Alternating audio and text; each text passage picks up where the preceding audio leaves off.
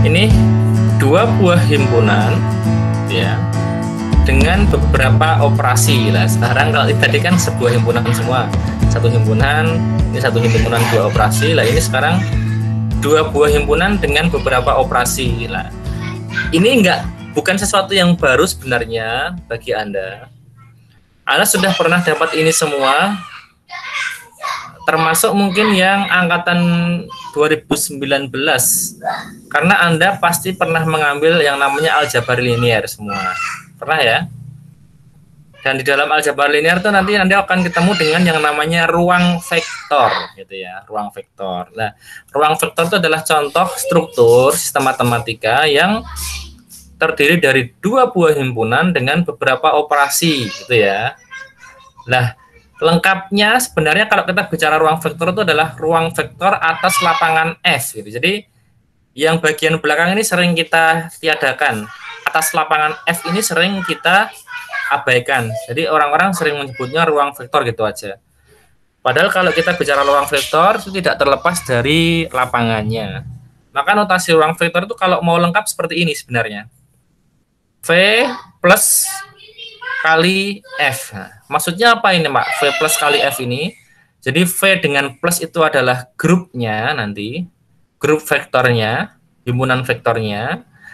Kali ini adalah operasi perkalian skalar antara vektor dengan skalarnya, vektor dengan lapangan F-nya. F itu adalah himpunan lapangannya, lapangan skalarnya. Padahal F sendiri ini yang namanya lapangan dia punya dua operasi sendiri. Jadi dalam F dia punya operasi perkalian dan operasi penjumlahan sendiri. Jangan bingung ya. Jadi kira-kira seperti ini kalau digambarkan dalam himpunan. Yang pertama ini himpunan utamanya. Kalau dalam ruang vektor berarti ini himpunan vektornya. Himpunan vektornya itu harus grup abelian gitu ya, grup abelian. Terus yang kedua kita harus punya lapangannya. Lapangan dalam ruang vektor biasanya Anda menggunakan lapangan bilangan real, atau orang biasa menyebut lapangan skalar lah. Skalar itu sebenarnya seringnya menggunakan bilangan real gitu ya. Maka di sini saya ambil dua operasi. Di dalam bilangan real itu sendiri ada penjumlahan dan ada perkalian. Tertutup semua ini. K1 plus K2 hasilnya harus di dalam himpunan ini sendiri. K1 dikalikan K2 juga harus berada di dalam himpunan ini sendiri. Terus ada satu operasi lagi yang menghubungkan antara dua himpunan itu, yang namanya operasi perkalian skalar. Apa itu? Apabila skalar kita kalikan dengan vektor. Ini saya kasih panah ke sini, maksudnya apa? Maksudnya hasilnya harus berupa vektor gitu ya. Jadi bilangan skalar dikali vektor hasilnya berupa vektor, yaitu K kali V. Maka hasilnya masuk ke sini. K kali V masuk ke sini. Ini gambaran dari ruang vektor atas lapangan. Nah, syaratnya apa kalau mau kita perjelas? Ada di sini hanya 5 saja. Padahal kalau dulu Anda belajar ruang vektor, mungkin aksiomanya ada 10 ya.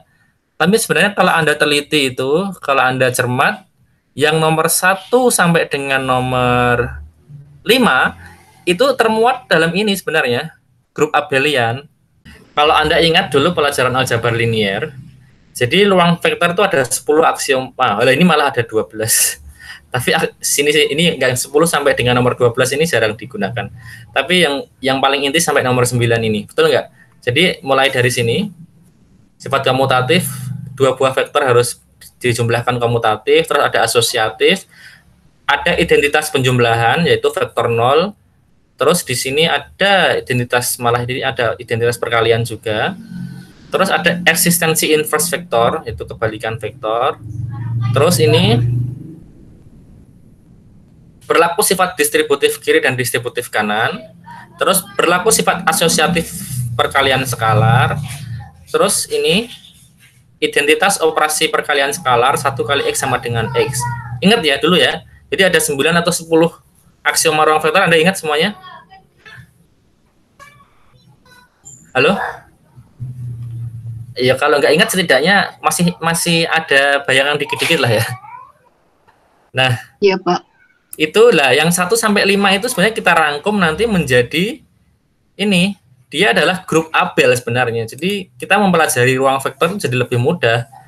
Jadi intinya sebenarnya ruang vektor itu yang pertama adalah himpunan V-nya dengan operasi penjumlahan harus merupakan grup abelian atau grup komutatif. Nah, itu titik. Itu gampang. Itu sudah meringkas 5 aksioma.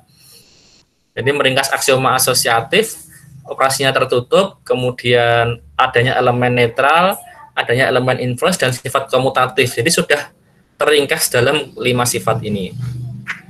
Dalam sifat yang pertama ini. Jadi himpunan vektornya ini saya sebut himpunan vektor nggak apa-apa ya, karena dalam ruang vektor biasanya himpunannya vektor. Meskipun setelah diperumum yang namanya ruang vektor itu tidak harus vektor isinya gitu. Jadi Anda harus ingat dulu, yang penting memenuhi aksioma ruang vektor, maka himpunan apapun bisa kita sebut sebagai ruang vektor. Isinya tidak harus vektor. Jadi ingat itu ya. Karena ruang vektor bisa diperumum. Ada ruang Euclid, kemudian ruang hasil kali dalam dan sebagainya, itu isinya bisa bilangan, bisa matriks gitu ya, bisa vektor ruang dimensi 2, ruang dimensi 3 dan sebagainya. Jadi meskipun disebut himpunan vektor tapi isinya tidak harus vektor.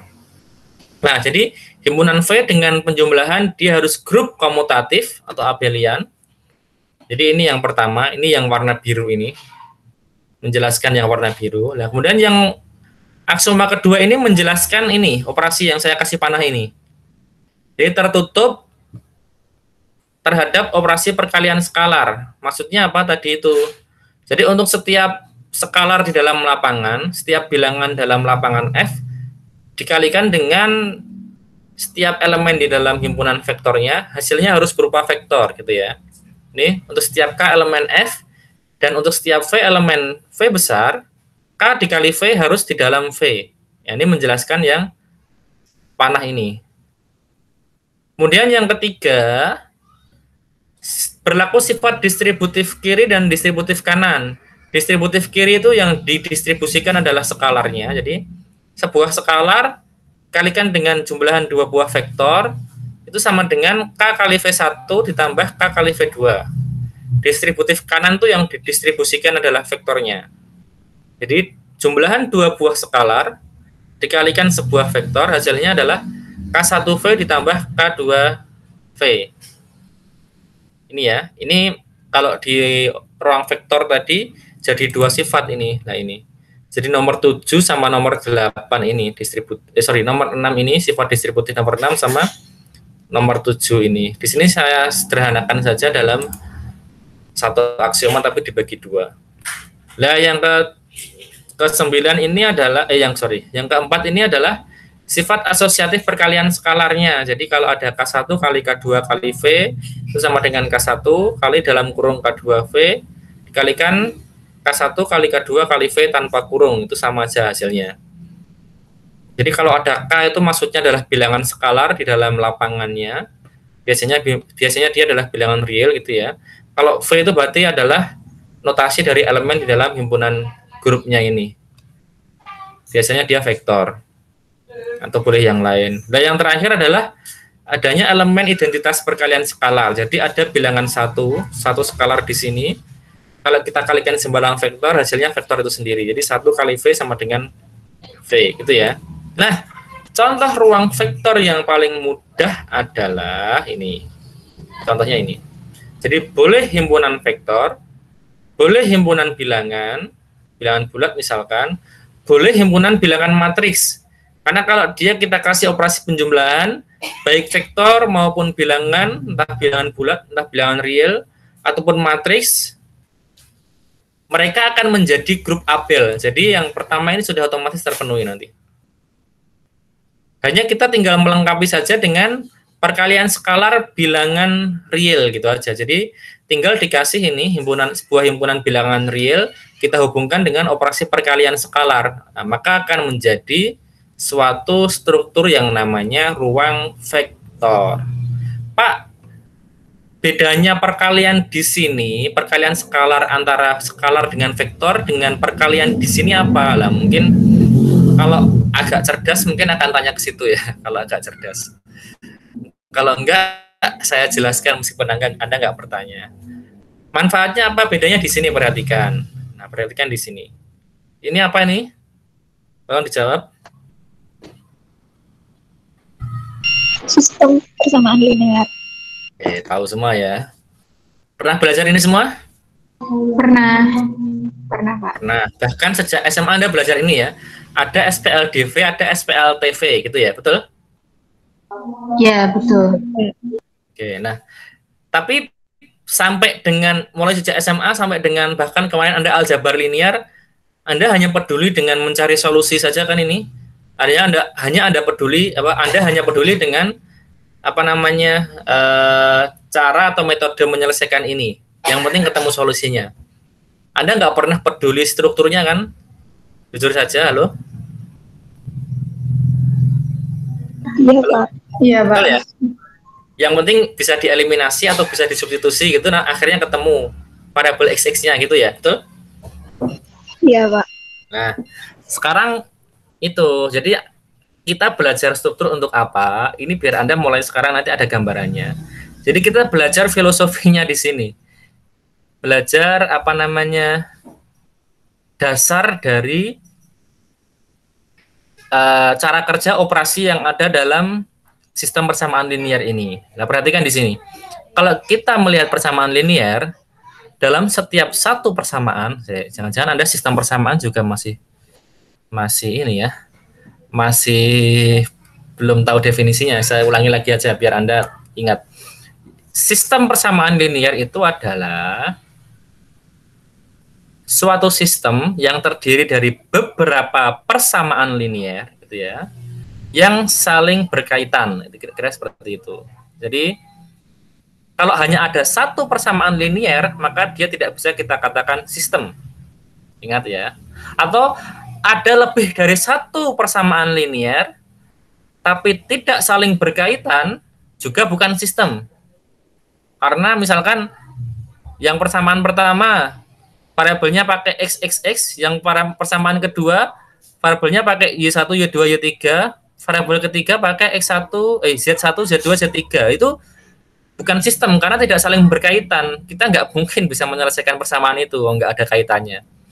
Maka dalam sistem itu variabel yang digunakan dalam setiap persamaan itu harus sama. Kalau mau pakai XYZ ya berarti atas itu XYZ, bawah juga XYZ, semua XYZ. Kalau mau pakai X1, X2 dan seterusnya sampai XN, maka kedua juga harus pakai itu. Kalau mau pakai Y1, Y2 sampai YN, yang lain juga harus pakai Y1, Y2 sampai dengan YN. Supaya apa? Supaya saling berkaitan, ada kaitannya. Nah, itu baru dinamakan sistem persamaan linear. Nah, perhatikan kita nggak akan bicara tentang metode-metodenya untuk menyelesaikan ya. Itu saya anggap sudah selesai dulu Anda di SMA sama di aljabar linear. Kita akan bicara tentang masalah tadi. Apa namanya? Filosofi operasinya di dalam sini. Perhatikan. Kalau di dalam sistem persamaan linear, dalam setiap persamaannya, kita akan punya yang namanya ini, A ini, yang kita sebut sebagai koefisien. Kita akan punya yang namanya entah X, entah Y, entah Z yang kita sebut sebagai variabel. Dan kita akan punya B yang kita sebut yang namanya konstan. Betul apa enggak? Betul, Pak. Kalau salah, tolong saya dikoreksi ya. Nah itu, jadi kita akan punya yang namanya koefisien, itu adalah bilangan yang nempel pada variabelnya gitu kira-kira. Itu namanya koefisien. Terus variabel itu adalah biasanya adalah ini berupa notasi huruf gitu. Dia untuk apa namanya menjadi istilahnya wakil atau perlambangan dari sesuatu, apa itu entah tergantung kasusnya. Kalau Anda sedang bicara SPLDV biasanya adalah menghitung lahan parkir gitu ya. Maka nanti biasanya X dan Y itu melambangkan mobil dan motor biasanya. Atau Anda sedang menghitung apa namanya SPL dalam dunia industri, biasanya X, Y, Z itu melambangkan kain, benang dan sebagainya. Nah, itu adalah variabel. Dan yang ini bilangan yang berdiri sendiri itu adalah konstantanya. Nah, perhatikan dari sini kita akan hubungkan dengan yang namanya ruang vektor ini tadi. vektor ini tadi. Nah, sekarang perhatikan ya. Variabel-variabel ini ada X1, ada X2 sampai dengan Xn ini. Mereka itu sebenarnya adalah elemen dari himpunan vektornya. Jadi yang di sini. Dari grup abelianya ini. Nah, kemudian ini perhatikan koefisien ini A11, A12, A21, A22, A1N, A2N, dan juga konstantanya. Kalau konstanta itu nanti elemen vektor deh dia. Sorry. Ini aja yang koefisien ya. Yang koefisien ini A11, A22 dan sampai dengan AMN ini adalah elemen dari skalarnya. Jadi koefisien dari variabel-variabelnya itu dia adalah di dalam skalar ini yang merah tadi. Jadi biasanya himpunan bilangan real. Nah, operasi penjumlahan di sini ini adalah operasi penjumlahan antar matriks. Ingat ya. Antar matriks tuh. Operasi penjumlahan antar vektor. Jadi ini operasi penjumlahan yang di sini. Terus perkalian antara ini koefisien dengan variabel. Jadi antara A dengan X itu adalah perkalian antara skalar dengan vektor. Itu yang sebenarnya adalah K dikali V ini. Atau sifat aksioma yang kedua ini.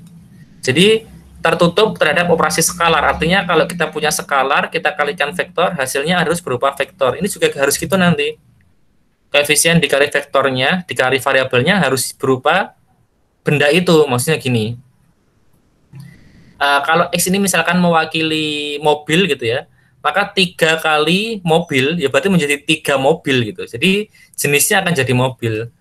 Bukan 3 bilangan dikali mobil menjadi 3 buah bilangan, bukan. Tapi 3 bilangan, jadi kalau A-nya 3, X-nya adalah mobil, maka akan menjadi 3 buah mobil. Nah, itu kan berarti akan masuk ke dalam himpunan mobil. Gitu kira-kira.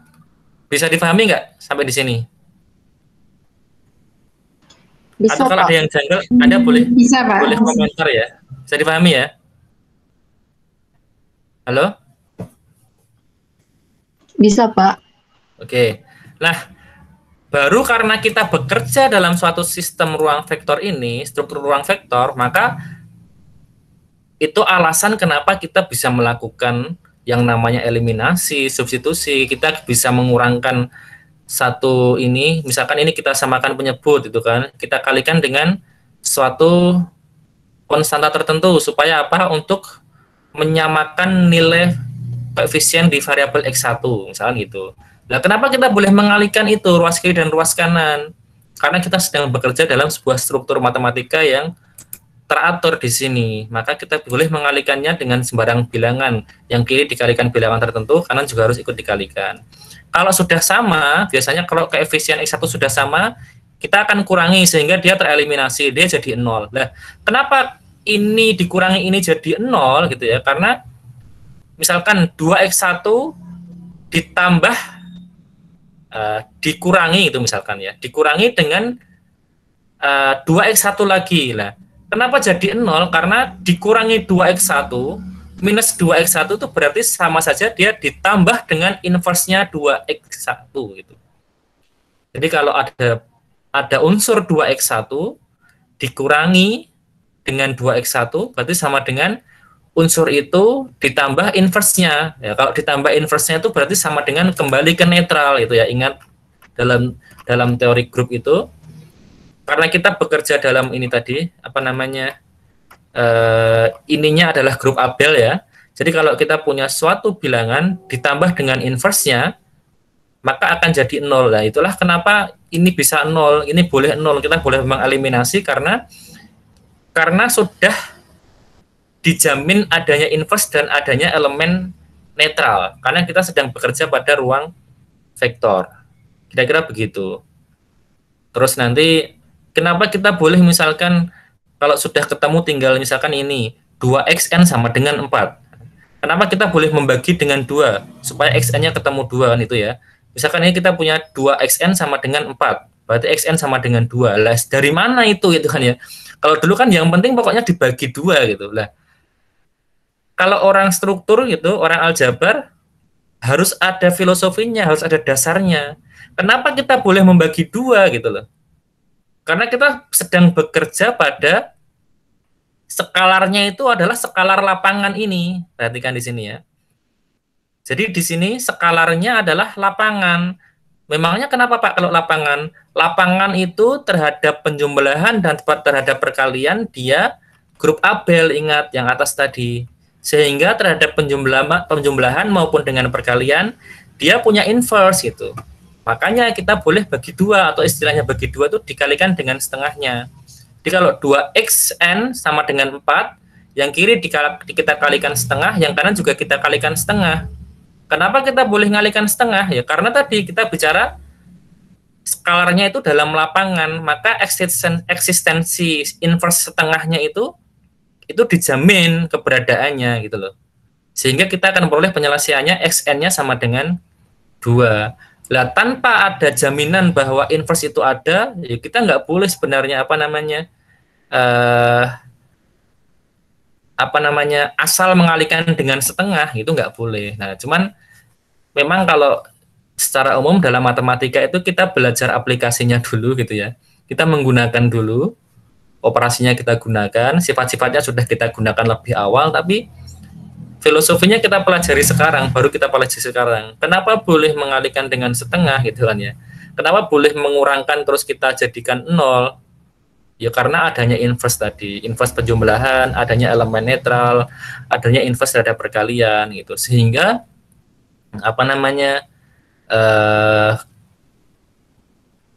sembarang operasi yang kita kerjakan di sini tuh dijamin boleh untuk dikerjakan.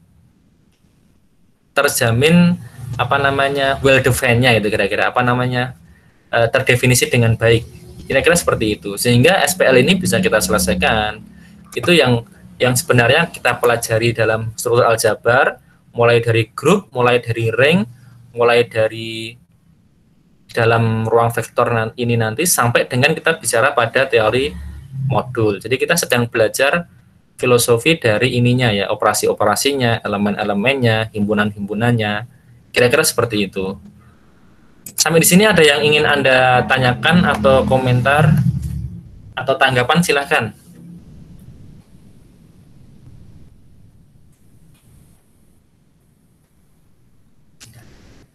Bingung nggak Anda? Halo?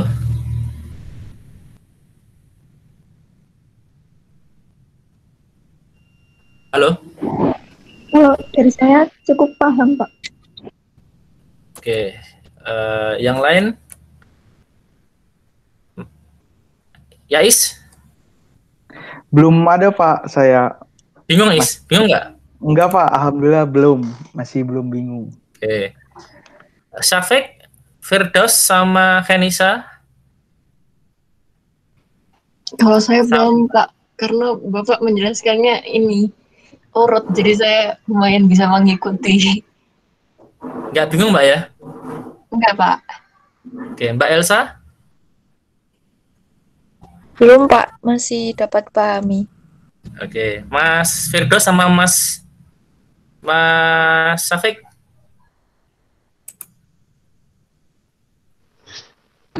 Belum ada Pak. Oke, Bisa Mas Syafiq? dipahami Pak. Sudah bisa, oke. Ini Anda mendapat penjelasan ini baru atau dulu sudah pernah dijelaskan seperti ini? Entah di aljabar, entah di aljabar linear, sudah ada yang pernah dijelaskan itu? Kayaknya belum Pak. Yang angkatan atas? Yais, Siti, Eh, Ratna? dulu saya yang ini Pak, yang ruang vektor, ya itu ingetnya yang 10 aksioma gitu. Tapi tadi setelah dijelaskan Pak Vika yang nomor 1 sampai 5 itu grup abelian, saya jadi baru gitu. Paham ya? Iya Pak. Yang teman-teman 2018 paham? Insya Allah, Pak. Paham ya? Nah ini. Jadi saya mencoba untuk menjelaskan biar Anda itu tidak sekedar yang namanya aljabar itu sebenarnya mudah ya dipelajari. Karena kita belajarnya terstruktur seperti itu. Selama ini Anda mungkin merasa aljabar itu sulit karena hanya mengandalkan hafalan, seolah-olah aljabar itu hafalan. Menghafalkan 10 aksioma, bingung nanti. Padahal sederhana saja sebenarnya. Ketika Anda sudah paham itu cara belajarnya, nanti kita akan menuju ke modul juga paham. Kenapa? Karena modul itu hanya perluasan dari ruang vektor ini. Nah, kita sekarang akan menuju ke modul. Kalau Anda sudah paham sampai di sini, apa itu modul? Nah, kalau tadi ruang vektor itu lengkapnya disebut sebagai ruang vektor atas lapangan, maka modul itu disebut dengan modul atas ring. Nah, bedanya apa? Lihat di sini kalau kita bandingkan dua buah jenis struktur ini, atas dan bawah, ini hampir sama semua. Ini, jadi yang pertama adalah dia himpunan dilengkapi dengan operasi perkalian skalar. Ini juga sama nanti. Jadi dia adalah M plus dot R. Jadi ada himpunan dengan operasi penjumlahan, ada perkalian skalar, yang belakang ada himpunan lagi sebagai himpunan skalarnya. Nanti bedanya cuma di belakangnya ini. Kalau di dalam lapangan itu skalarnya harus lapangan. Kalau di ruang vektor itu skalarnya harus himpunan lapangan. Kalau di teori modul, kalau modul itu, bukannya teori modul itu nama mata kuliahnya ya. Nama strukturnya namanya modul. Kalau modul itu himpunan skalarnya hanya berupa ring. Nah, itu aja bedanya. Jadi secara umum sama, perhatikan di sini. Tapi sengaja saya bedakan notasinya biar Anda tidak bingung. Kalau vektor tadi ruang vektor kita pakai V, modul nanti kita pakai M gitu ya. Jadi himpunan M dengan operasi penjumlahan dia harus grup abelian dulu. Jadi entah dia vektor, entah dia bilangan, entah dia matriks tambah operasi penjumlahan, dia menjadi grup abelian. Sama seperti yang atas tadi. Yang kedua, kita berikan ini antara ini dan ini operasi perkalian skalar juga sama. Jadi ada ini himpunan skalar, di sini ada himpunan M-nya tadi. Hasilnya harus masuk ke dalam M-nya sini, M besar sini. Jadi ini untuk setiap R elemen R besar dan untuk setiap M elemen M besar, R kali M harus masuk ke dalam M sini. Jadi nanti kalau di sini ada R kecil, ini ada M kecil, R kali M harus masuk ke sini. Persis seperti yang atas tadi, seperti ruang vektor tadi. Terus sifat distributif kiri dan kanan juga sama persis. Harus berlaku sifat distributif kiri dan sifat distributif kanan. Gitu ya. Jadi distributif kiri itu yang didistribusikan adalah skalar R-nya. Jadi kalau dalam lapangan ruang vektor kita biasanya pakai K, tapi kalau dalam modul biasanya kita pakai R gitu ya. Lah R-nya ini nanti didistribusikan, jadi R dikalikan M1 dan R dikalikan ke M2 baru dijumlahkan. Dan distributif kanannya juga harus berlaku. R1 tambah R2 dikalikan M, jadi kita akan memperoleh R1 dikali M ditambah R2 dikali M. Jadi ini yang didistribusikan sekarang adalah elemen modulnya. Terus ada sifat asosiatif perkalian skalarnya sama persis dengan yang di vektor tadi. Di R1 R2M sama dengan R1 kali R2 dalam kurung M sama dengan R1 R2M. Ini juga sama yang kelima. Itu ya, apa namanya? Elemen identitas perkalian skalar 1 kali M harus sama dengan M. Bedanya di mana, Mbak? Bedanya adalah R-nya ini. Perhatikan. Nah, di sini. Kalau di sini F-nya adalah lapangan, jadi skalarnya harus lapangan. Kalau di sini R-nya adalah ring, jadi skalarnya adalah elemen ring. Lah Pak, nanti ini gunanya untuk apa? Lah gunanya di sini teman-teman semuanya. Nah di sini. Maksudnya gimana Pak? Misalkan ini sederhana saja, meskipun tidak latar seperti ini terapannya ya. Seandainya kalau kita sedang bicara sistem persamaan linear, kalau kita bicara dalam dunia industri yang satuan yang ini yang variabel-variabelnya itu mewakili misalkan V1 adalah X1 itu misalkan kain, kemudian X2 itu adalah benang gitu misalkan ya ini ya. Kemudian X sekian itu adalah misalkan selain benang dan kain itu di industri ada apa ya bahannya ya. Pewarna itu misalkan pewarna dalam satuan yang besar. koefisien A1, A1, A12, A1N dan seterusnya itu boleh pecahan nggak kira-kira menurut Anda? Misalkan ini benang dalam satuan kuintal. Ini kain dalam satuan kuintal juga. Ini pewarna dalam satuan kilogram. Ini koefisien ini, pengalinya ini, skalarnya, ini boleh pecahan nggak? Halo? Anda, kita diskusi aja. Boleh. Kalau menurut saya Boleh ya? boleh, Pak. Kenapa? Karena kalau kain itu ya setengah kuintal kain, seperempat kuintal kain, atau ini seperempat kilogram pewarna itu masih boleh, oke ya? Nggak masalah ya? Iya, Pak.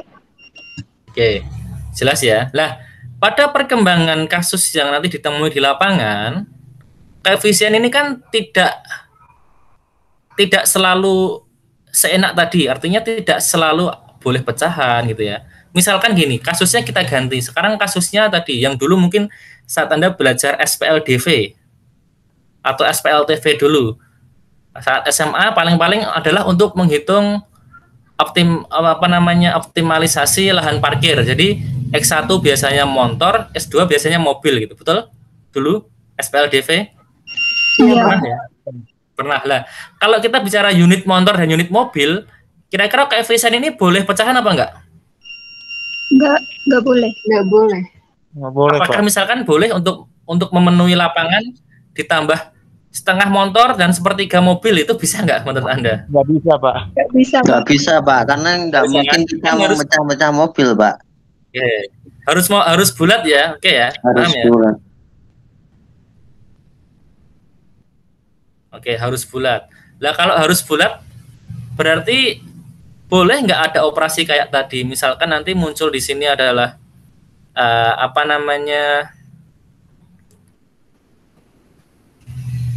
misalkan di sini 2x1 gitu ya, sama dengan 1 gitu misalkan. Jadi 2x1 sama dengan 1. Apakah boleh kita kalikan dengan setengah ruas kiri dan ruas kanan sehingga nanti x1-nya menjadi setengah gitu? Jadi eksistensi setengahnya itu ada nggak? Setengah dari barang yang berupa unit tadi? Enggak ada. Ya ada ya. Lah itulah kenapa bedanya antara ruang vektor dengan modul. Jadi kalau ruang vektor itu di sini boleh pecahan, kenapa? Karena kita bicara ruang vektor itu skalarnya adalah field, lapangan. Lapangan itu berarti terhadap penjumlahan maupun terhadap perkalian dia punya inverse. Nah, jadi dan biasanya memang bilangan yang digunakan adalah bilangan real. Sehingga sangat mungkin munculnya pecahan-pecahan. Nah, ketika kita dibatasi pada kasus yang tidak diperbolehkan ininya pecahan, berarti kalau kita kembalikan ke strukturnya, itu artinya dianggap bilangan-bilangan pengali ini tidak punya inverse terhadap perkalian. Artinya tidak boleh muncul bilangan pecahan, kira-kira seperti itu. Maka nanti biasanya yang digunakan skalarnya adalah himpunan skalar bilangan bulat. Jadi di sini harus bilangan bulat. Jadi kalau ruang vektor tadi, di sini boleh bilangan real. Tapi kalau kasus yang baru saja kita bicarakan, yang nggak boleh pecahan kan berarti di sini harus bilangan bulat. Nah, bilangan bulat itu strukturnya ada ring atau lapangan? Ring. Ring ya.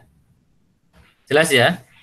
Iya. Nah, saat kita Ring, bicara Bro. skalarnya Iya. adalah ring, nah itulah kita sedang bicara modul atas ring. Jadi itu adalah perluasan dari ruang vektor. Jadi ketika ruang vektor ini sudah tidak bisa kita gunakan sebagai dasar untuk menyelesaikan sebuah permasalahan, maka kita pindah ke ring. Kenapa? Karena di sini tadi ada masalah ketika skalarnya ini tidak lagi lapangan.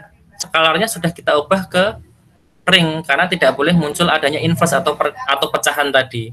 Maka nanti filosofi mencari penyelesaiannya, operasi yang boleh berjalan dan sebagainya nanti kita pelajari dalam teori modul ini. Apa saja sih sifat-sifat yang dimiliki oleh modul ini? Nah, itu yang nanti akan kita pelajari kira-kira 1 semester ke depan.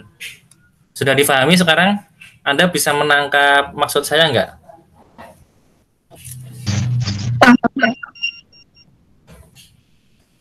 Yang lain paham? Iya, Pak. Mencoba mendalami lagi. Teman-teman yang angkatan 19 paham? Mencoba memahami lagi, Pak. Oke. Jadi itu kira-kira ya. Nanti kalau Anda belajar lebih ke atas lagi, ini mungkin yang 18 sudah pada mengambil kapsel. Kalau kapselnya ambil biasanya di pemodelan matematika, nanti kan Anda akan ketemu biasanya. Atau di riset operasi, nanti Anda akan ketemu dengan banyak persamaan-persamaan seperti ini. Pemodelan itu ya, nanti Anda akan mencari parameter, nilai parameter gitu ya, dari variabel tertentu. Kan itu kan diperoleh dari sistem persamaan linear seperti ini sebenarnya. Atau ketika Anda ambil data mining gitu ya, data mining itu kan juga diperoleh dari data-data seperti ini biasanya. Nanti apa namanya, ada yang mencari parameter dari suatu nilai juga. Regresi, Anda ambil statistik juga sama. Statistika kalau Anda ambil regresi linear gitu nanti, regresi itu kan juga mencari koefisien dari variabel, betul nggak? Ada yang pernah ambil regresi? MATSTAT? Lupa Anda? Iya, Pak. Dulu sempat ambil metode statistika. Betul kan? Ada istilah regresi ya? Metode Iya, regresi. ada. Regresi itu kan sebenarnya kita mencari parameter ini kan? Betul Mbak? Koefisien dari suatu variabel toh? Iya, Pak. Nah itu. Nanti semakin banyak datanya nanti akan semakin kita apa namanya, mungkin pendekatan parameternya akan semakin baik gitu, kira-kira ya. Sehingga misalkan untuk ke peramalan, untuk ke apa itu nanti akan lebih mendekati kenyataan, kira-kira seperti itulah. Kalau statistik kan ilmu cenayang ya. Ilmu apa namanya, memperkirakan gitu ya. Memperkirakan apa yang akan terjadi di kemudian hari dari data-data yang ada, atau untuk ilmu untuk apa namanya, mengukur data, kira-kira seperti itu. Nah, tidak lain sebenarnya dasarnya semuanya adalah aljabar sebenarnya, matematik dan aljabar itu ya. Lah, di sini kita hanya bicara nanti filosofinya sih. Kita tidak akan sampai belajar pada regresinya, pada SPL-nya, tapi kita akan lebih banyak bicara pada struktur aljabarnya saja sih. Jadi pada modul itu apa saja yang bisa dikerjakan di modul. Modul itu punya sifat apa saja. Seolah-olah memang apa yang kita kerjakan itu seolah-olah ya. Seolah-olah useless. Kenapa? Karena kita nggak akan langsung bersentuhan dengan aplikasinya. Tapi orang lain lah yang akan menggunakan ini gitu. Jadi teman-teman yang ada di statistik tadi, teman-teman yang ada di pemodelan tadi, teman-teman yang ada di riset operasi tadi, itu yang akan menggunakan hasil-hasil dari teori-teori aljabarnya ini gitu ya. Jadi nanti ketika ini kita temukan sifat tertentu gitu, apa saja yang bisa kita kerjakan pada modul ini, maka nanti teman-teman yang bekerja di sini akan bisa mengikuti hasil kita tadi, bahwa oh kalau seperti ini kita bisa menggunakan operasi ini, kalau seperti ini maka mungkin persamaan ini tidak ada penyelesaiannya. Kalau seperti ini maka ini punya penyelesaiannya dan sebagainya. Itu nanti kita akan memberikan dasar teorinya gitu. Orang lain yang akan apa namanya menggunakan dalam aplikasi, kira-kira seperti itu. Maka kalau